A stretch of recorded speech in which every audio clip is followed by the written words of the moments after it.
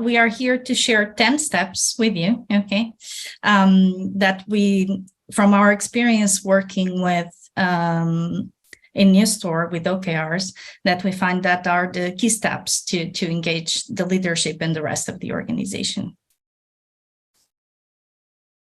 So the common approach when starting using OKRs and introducing OKRs is the crawl, walk, run, which was our guidance to begin with a smaller set of pilot teams trying to get OKRs right for them before scaling to the use of OKRs on the larger organization. It was very important to try to get the executive team from day one on board with us. We took a couple of cycles to move on. So when we got to the walk, we increased the number of pilot teams. And when we got to running, it took around 3 cycles of 3 months, so 3 quarters, to be able to start running. We believe that that's where we are at the moment.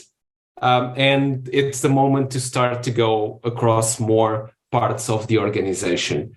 But we decided to add the 4th step, which is the marathon, okay, where we have some bumps, we have some more work. And marathon for us, it's when we start actually using the OKR as the transformational tool it is, but sustainably across time.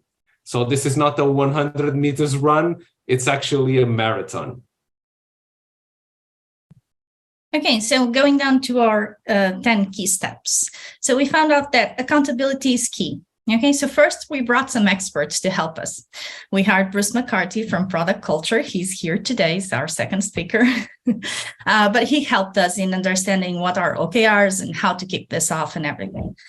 Then we need to choose an internal team to help us, support this OKRs program at NewStore, and the Agility team, which Nuno and I am part of, was the team chosen with the support of the executives, of course. And then, our final step to begin with was to understand why are we doing OKRs at NewStore? What was the need and what are the benefits that we want to take from it? And this needs to be clear and come from the executive team so we can have, engagement. So the second step is to have the executive involvement. So we should start with what we have, similar to the Kanban principle of start with what you do now. We picked up on what we were doing using the Advantage framework based on the book, The Advantage by Patrick Lencioni. And this helped us drive the vision and strategy for NewStore, which is really important as the starting point. You can see a couple of the questions. Why do we exist? What do we do? How will we succeed? At any given moment, the vision and strategy that this brought us was a really important first step. Next one was to actually have their support. OKRs is the company tool. It's not a one team thing or another team over there. So it's really important that the top management team leads by example. Then we define the company OKRs. We use OKRs, or the main reasons are because they should and do bring us focus, alignment, transparency, and shared success, which is actually one of our company values. The company OKRs are the big rock. So this is picking up on the metaphor on prioritization, the example of fitting the big rocks, pebbles, and sand on an empty jar. If you don't know it, go and check it out. And this, why it's so important to start with the company OKRs, because this is the points that we need transversal work to happen, collaboration between different parts of the company, the big rocks. So at our point, executive members are the owners of the company OKRs. They're the most empowered people to make this happen. Last but not least, it should help bring focus to the executive team. That's why we use the 3x3 matrix. So 3 objectives with max of 3 key results max, okay? This should bring focus. So it's very difficult when you run a company, independently of the size, but when we're talking almost 300 people, you get bombarded with so many issues to focus that this is just to try to help them understand what are the main big rocks that we need to move. Why 3? 3 is a magic number. It's easy enough, or it should be easy enough to remember, and we can have at least one executive lead one of these cross-functional OKRs. Okay, and then open communication is also a key step for everything to work. Okay, so first, OKRs need to have a narrative attached to them. It's fundamental to give the context to explain the problem we are trying to solve with that OKR and for whom we are trying to solve it.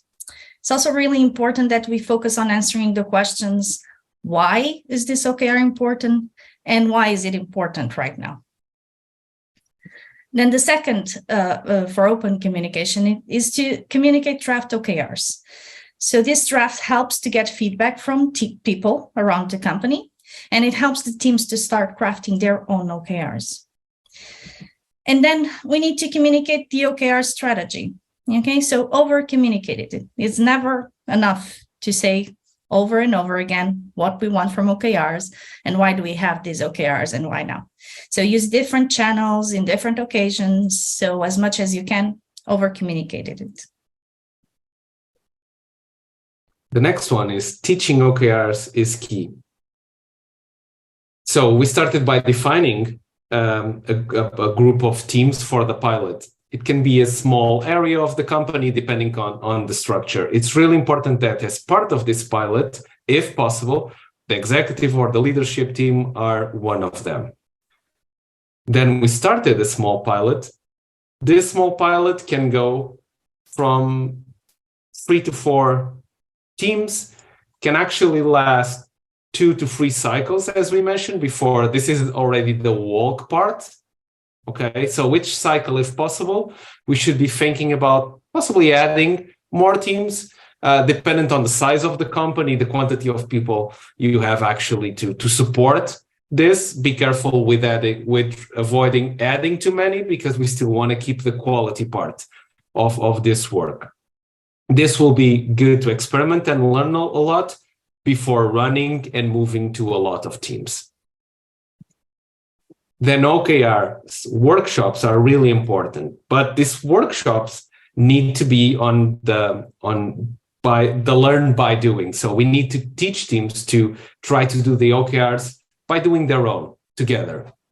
Having hands-on OKRs workshops with the pilot teams, then you can draft together the vision, the OKRs, the health metrics, all that's needed for them to do their first steps, while trying to come up with the team OKRs. We're already practicing the learn by doing. And then aligning. You probably heard about OKRs a lot about cascading. We definitely don't agree that they cascade. So we rather think that they align. So it is important that, teams can align to the company OKRs, but if they don't, that's okay, because they can, align and unblock and contribute to other teams OKRs to help move those big rocks. So the first alignment that we did was the north-south alignment, or bottom top, or top bottom, as you want to call it. So when the draft for the company OKRs it's shared, it's not written in stone. Okay, this is a great opportunity for teams and people to give feedback and to help understand if the company big rocks are possible and what might be possible solutions or roadblocks or risks. And we can think about them and minimize them if that's the case. So as goals are set top down and bottom up, it helps on tapping the collective intelligence of the organization. And this actually helps with engagement, which is what we are talking here, because it creates higher levels of involvement, ownership, and accountability. Okay, but this is not the end of alignment. We still need to do alignment within the teams, right? What we call the East-West alignment. So this is nothing but teams having structured conversations around their priorities and around their dependencies and try to solve them and set the priorities and understand trade-offs and what we do. And we actually, with this, enter the shared OKR space where teams sometimes share an OKR instead of having their own. They have a shared OKR with another team. And then it's time, after the alignment is done, it's time to share the final OKRs. So both the company and the team's OKRs are published, a final version, in a place that's visible to the entire company. And that's important to bring the focus, the alignment, and the transparency that we talked before. The next stop is checking progress. So at this moment, we're started with the work. We use this catchphrase of OKRs are guiding lights. So they are here to help guide us move forward. We should review them often as possible and use them to inform our decisions and next steps. So to be able to achieve that, it's really important that there is support on facilitating check-ins. Okay, so the OKR check-ins are kind of similar to what you think about the stand-up, but for OKRs. Make sure, it's really important that we make sure they are done on a weekly or bi-weekly matter. But don't use them to just update numbers. Okay, there's the metric part of OKRs. They need to be, so we need to update the numbers. That's not what I'm saying, but it's about having a thoughtful conversation to discuss the direction that's needed towards our objectives. Teams should be coached to become autonomous. So give the team coaching by facilitating first, then observing, and then coaching back so that they become autonomous. It's really important that we try to give them tools needed for them to be able to facilitate it themselves. It can be templates, it can be cheat sheets, can be infographics, whatever helps, even a proper OKR tool that helps them do these check-ins more easily. And in the end, we need to remember that building muscle is hard. I can tell you about it, but coaches need to be with the teams until they form an habit. So building this muscle and forming habits, it's hard. Okay, it will take time. So don't get frustrated along the way. That might happen, but I'm sure that you can achieve it with perseverance and the right tools and mindset. Okay, so reflection is also key. So reflection is built out of review and retro. Okay, so by review, we mean that it usually takes place at the end of a cycle, and we will, so each team and the leadership team also will look at the OKRs and try to understand which ones were achieved, which ones weren't, why they weren't achieved. And this insights can then help teams prioritize better in the future and give better OKRs in the future. And then the retrospective. So the goal of the OKR retrospective is to focus each team on creating a list of concrete actions for improvement based on what they learned. So both review and retrospective should be done before setting the next cycle OKRs. And we should look at what went well, what will we do differently. So we should take the learnings that we have and incorporate them into the next OKR cycle. So how do we do this? We did by facilitating reflection workshops with the executive team and pilot team. We kind of try to have the teams or to facilitate this with the teams for at least 2 cycles, because that's what we understood that it's helpful. And then, we all know that learning is very important. And we don't learn from experience only. We actually learn from reflecting on that experience. So this exercise is really, really important. But it's not the end of it, right? Because we need to document the learnings, about what worked, what didn't work. So we can look back and not make the same bumps, or remember what worked and use it again. And then, it's really important that we share the learnings that we had across the company so that other teams can benefit from our experience and from our findings. So repetition is key. Sara already previously mentioned this, but in order for us to achieve mastery or the expected mastery, we need to share information. So we need to over and over again share across different channels. So all hands, internal newsletters, Slack, Teams, whatever you use. It's really important to reinforce the information around the OKRs and how are they moving along, especially at the company level. Facilitated workshops. So as we mentioned, include more and more teams in each cycle. So you let teams with more experience do the OKRs on their own, and then you can get new teams to help out. One of the techniques that we use is self-service templates, especially when they are becoming more autonomous, so that they still have some support, but it doesn't mean to be a person at that moment. Another step is the executive workshops need special attention, okay?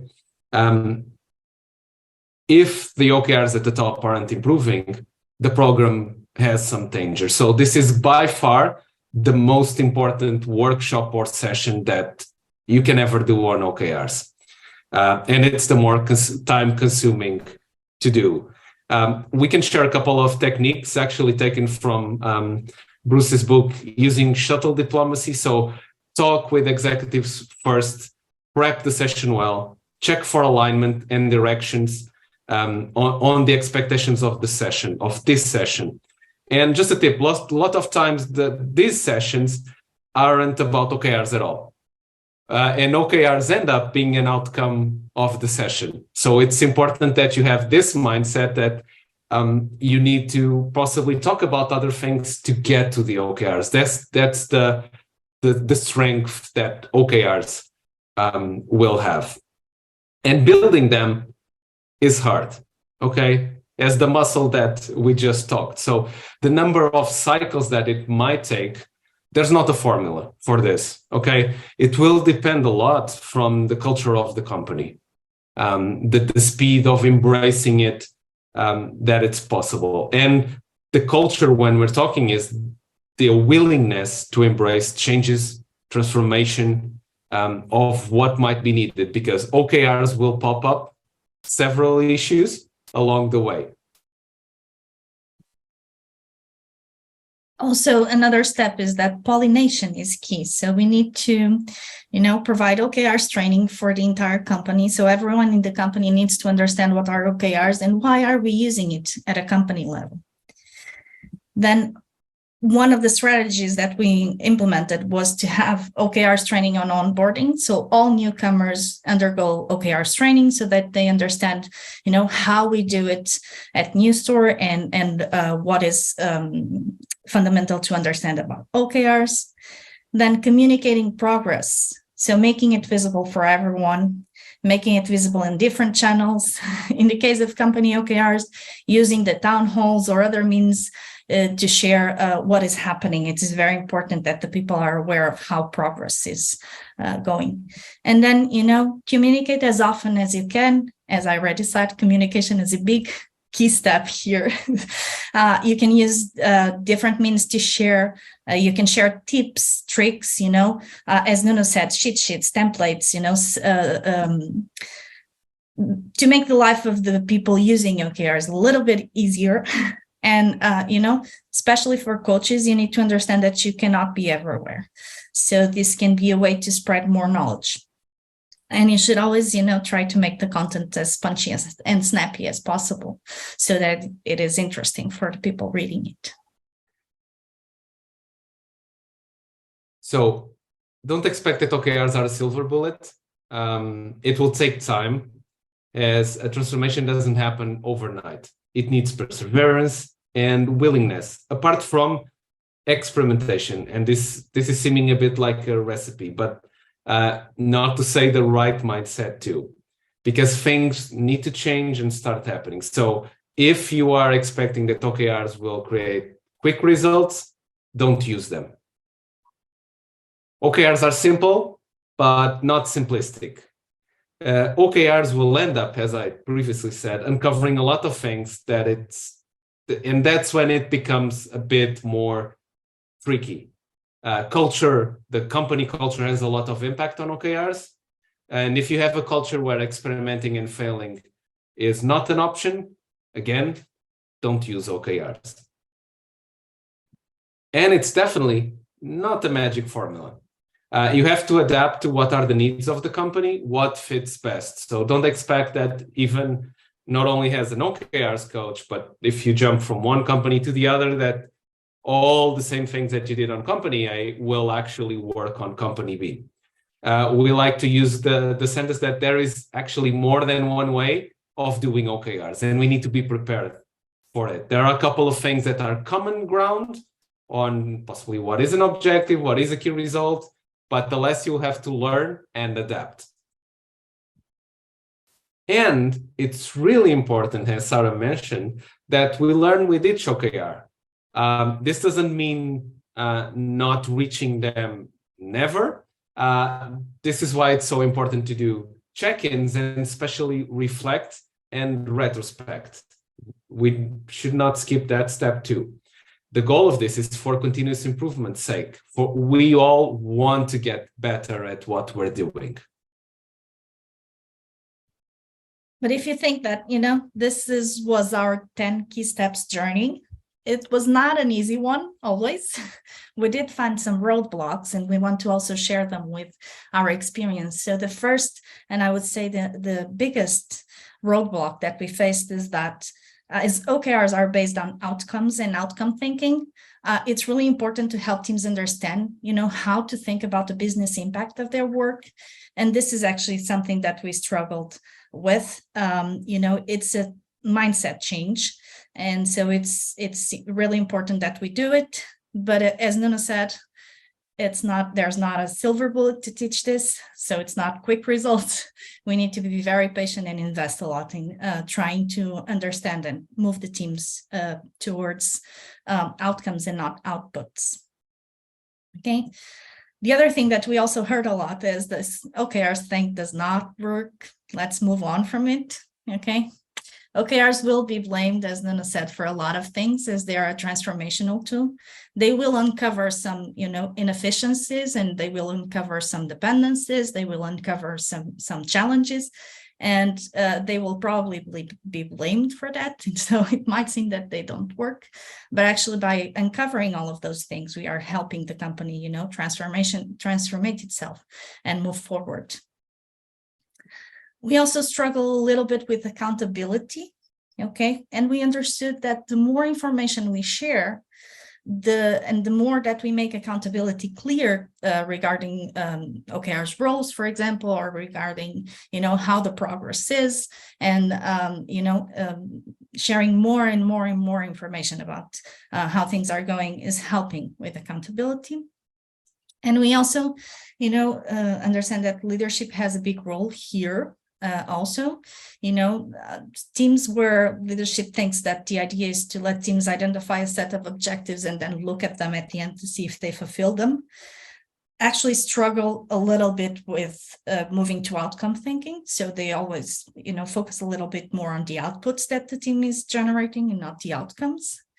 And the OKRs kind of got perceived as a project management tool, those teams. We understood, and we said this, it's actually one of the steps. Executive team support is crucial for the success of OKRs. Okay. And there's a fun little story about this. When we were doing one of the executive OKRs, one of the executives was a little bit, kind of having mixed feelings about OKRs and the value that they were bringing to the company. And we kept pushing a little bit. We went with the workshop, and then at the end, when the OKRs, actually, when we draft the final OKRs for the company, he felt that they were so good that he actually became our OKR catalyst. And that's also not something that you probably will find in most books, but it's what we decided to call him, which is the person driving the OKRs, initiative.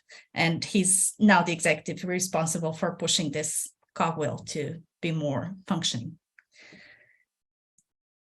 And to finish, I'm Sara. I'm Nuno, and we're both Agile and OKR coaches at NewStore. Just a 30-second thing on credits where they are due. The slides have their, copyrights. They were created by SlidesGo.